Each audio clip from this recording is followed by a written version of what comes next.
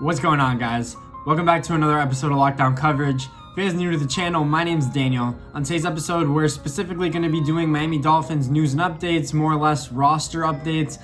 But before I get into that, I quickly wanted to mention some NFL news that did break yesterday, and Patrick Mahomes officially becoming the richest player in league and sports history, especially NFL history. This year, he's scheduled to make $42 million. If you guys didn't see, his contract is worth 10 years. His contract extension for the Kansas City Chiefs is worth 10 years, upwards of $500 million.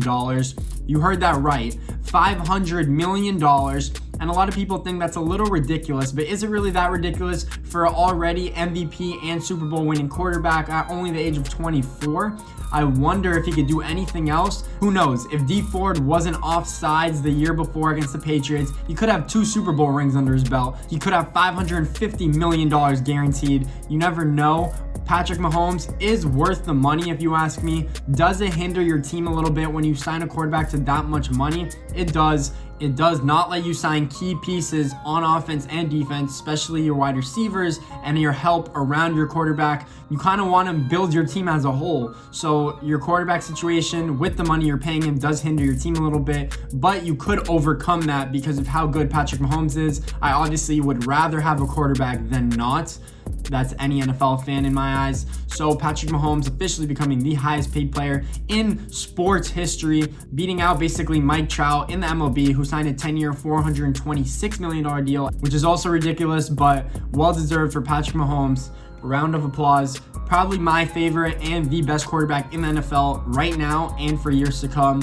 We'll actually see what happens with the cap situation. If it does go up, then it's good for the Chiefs because then they'll have more money to spend on their team as a whole. But if it doesn't, especially this year with the coronavirus, the NFL not having fans, the cap might not go up, so their team might get hindered. They might not be able to re-sign Chris Jones. They might not be able to sign other key pieces on defense or on offense, maybe an extension for Tyreek Hill or Mecole Hardman in the future. We'll see what actually happens there, but let's get into Miami Dolphins news.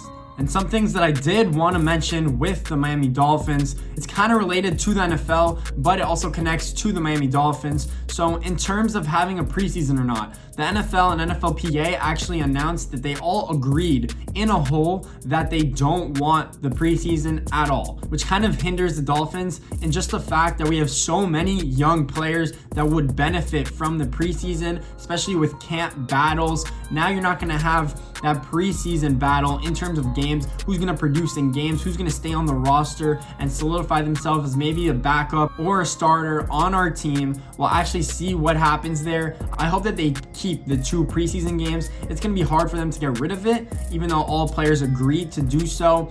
I think players need the preseason to get ready for the actual season. Even if it's only one drive or one quarter, I think that it really helps players get back into the groove, because I don't think just training camp has enough hitting and stuff anymore to actually get players prepared for the actual NFL season, which is tough and brutal and grinding. So we'll actually see what happens there, but it hurts the Dolphins because we need those young players to get experience and see stuff on the field to learn our scheme, learn our offense or defense. So we'll see what happens. Another key thing that the NFL is doing is they might reduce roster sizes, which again is huge for the Dolphins because we have so many young key players on both offense and defense, especially on special teams that we drafted, that are undrafted rookies. We'll see what happens if you do reduce roster sizes, let's say from 80 or 90 in the preseason in training camp to maybe 70 to reduce corona numbers in the NFL. I don't think that's a good sign. I don't know how much it will reduce it. As it is, you have 70 guys that are all in contact with each other throughout all of training camp, in the meetings, in workouts, where you're all going to be 6 feet apart. I don't know how that's going to happen. I don't know if that's going to benefit any other team. I do think that it will affect the Dolphins more than most because we have so many young pieces. I don't know if you guys have read the stat, but Ryan Fitzpatrick is our only player that's over 30 years old, and he's 37. So all of our team is under 30 and young and hungry and unproven for the most part. We have some key